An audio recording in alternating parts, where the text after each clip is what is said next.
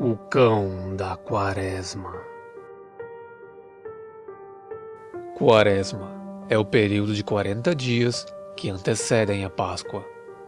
Se inicia um dia após o Carnaval, na quarta-feira de cinzas, e se encerra na quinta-feira da Semana Santa. Este período é utilizado pela Igreja para preparar os fiéis para a Páscoa. Esta preparação vem através de jejum, abstinência de carne, mortificações, caridade, penitências e orações. Esses 40 dias se referem aos 40 dias que Jesus passou no deserto, sendo tentado pelo próprio diabo. Neste período, segundo a crendice popular, se diz que o diabo fica solto, perambulando sobre a terra, aprontando todo tipo de coisas e zombando sobre a morte de Cristo, soltando seus capachos às 3 horas da manhã, hora oposta ao último suspiro de Jesus. Todo tipo de assombração aparece nessa época em encruzilhadas e estradas desertas das áreas rurais, para atormentar os pecadores ou a quem não estiver respeitando este período. Contam os mais velhos que durante as noites de Quaresma, uma procissão de espíritos vagam pelas ruas e estradas de terra, de cidades do interior, assombrando moradores que estivessem fora de casa aquelas horas da noite. Mas entre todas as criaturas que surgem na Quaresma, eu quero lhes falar sobre uma em especial. Um cão, um enorme cão negro. Dizem que tem o tamanho de um bezerro e uma aparência fantasmagórica. Seus olhos são vermelhos e brilhantes, como chamas na escuridão. Alguns relatam que foram atacados por este cão. Já outros apenas mencionam que o cão estava lhes observando. Outra característica destes avistamentos é que, tão rápido como ele aparece, ele também desaparece. Simplesmente some diante de seus olhos. O que este ser é e o porquê dele aparecer pode depender de cada interpretação. Alguns dizem que são cães do inferno e que vieram à terra para cobrar a dívida daqueles que fizeram pacto com o diabo, muitas vezes tendo oferecido a própria alma como pagamento. Já outros acreditam que este cão é o próprio demônio que se manifestou sob a forma animal.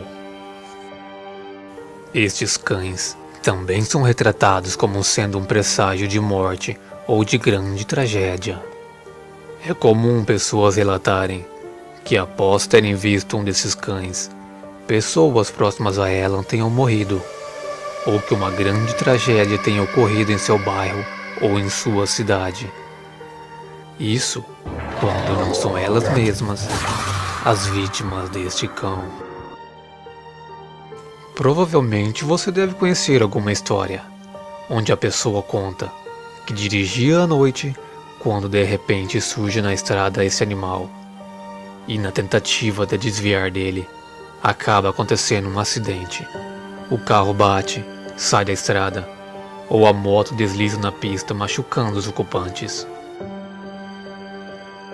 Eu conheço a história de um homem que seguia de bicicleta por uma estrada de terra em um lugar bem isolado. O caminho levava de uma pedreira até a área urbana de um dos bairros próximos à saída da cidade. O caminho era mais como um atalho, cortava por entre uma mata fechada e mais à frente por um vasto pasto. O homem então seguia, quando de repente um cão preto salta do mato sobre ele, o arranhando e o derrubando da bicicleta. O cão para do outro lado da estrada, olha e corre desaparecendo mata adentro.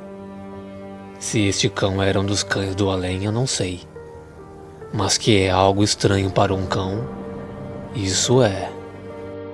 Alguns acreditam que estes cães possam ser lobisomens, encarnados ou até mesmo desencarnados. Pois há casos em que a pessoa se torna lobisomem após a sua morte, através de um acordo, um pacto. É provável que este pacto não seja proposto a todos, se limitando a casos específicos. Por exemplo, uma pessoa que foi assassinada em terríveis condições, em planos maquiavélicos de traição, ou onde ele, junto com toda a sua família, foi cruelmente assassinada. Uma proposta é feita ao espírito, lhe concedendo a chance de se vingar de quem fez aquilo com ele. Mas em troca, seu espírito passaria a ter a forma de um lobisomem e serviria aos propósitos de quem lhe propôs aquele pacto. Pactos semelhantes também são propostos aos vivos. Em troca de benefícios em vida, o indivíduo oferece sua alma, ou em casos ainda mais extremos, oferece a alma de algum familiar. E no fim, o mesmo ocorre. A alma passa a pertencer a quem lhe fez o acordo, tornando-se assim um escravo. O pacto pode mencionar que o cão negro deve surgir para cobrar a dívida de outros, levando suas almas até que atinja um determinado número, e assim ele honre o seu lado do acordo, e finalmente estaria livre de sua escravidão. Mas na verdade, isso não irá libertá-lo, irá condená-lo ainda mais à escuridão. Pois após inúmeros atos de maldade, a sua própria alma estará tão bestializada que perderá sua humanidade. E isto eram os reais interesses de quem lhe propôs tal acordo: humilhar a Deus, transformando o homem, que é a sua criatura mais amada, em um ser maligno e bestial, como um demônio, um cão do inferno. Há relatos deste cão por vários lugares do mundo. No norte da Inglaterra, ele é conhecido pelo nome de Burgess, e suas aparições estão sempre ligados à morte. De acordo com o folclore britânico, este cão surge após a morte de alguém e se junta com outros cães da região e seguem uivando e latindo, como uma espécie de cortejo, até o local do sepultamento. Como eu já disse, este cão é um presságio de morte, então pode ser possível que você veja um poucos dias antes da morte de alguém, ou então alguns dias após, rondando cemitérios atrás de almas. Se ele for visto rondando a casa de alguém, pode significar a morte iminente de algum morador. E lhes dou um aviso: se um cão preto estiver em frente à sua casa, não vá jogar pedras ou pau nele. Ele pode ser apenas um simples cachorro. Mas se ele não for, se ele não for, tenho pena do que pode lhes acontecer. Já ouviu falar em feridas que surgem pelo corpo e que não se cicatrizam, só aumentam em tamanho e em dor? Geralmente surge nas pernas. Acho que você não irá querer isso para você. A Quaresma se encerra na Quinta-feira Santa, véspera da morte de Cristo. Os avistamentos deste cão se tornam muito mais frequentes. Então cuidado por onde você anda ao escurecer. Becos, vielas, estradas e encruzilhadas.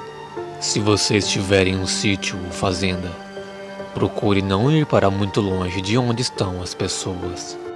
E não pense que você está livre de ser atacado, pensando que esses cães apenas atacam aqueles que têm pacto com o diabo.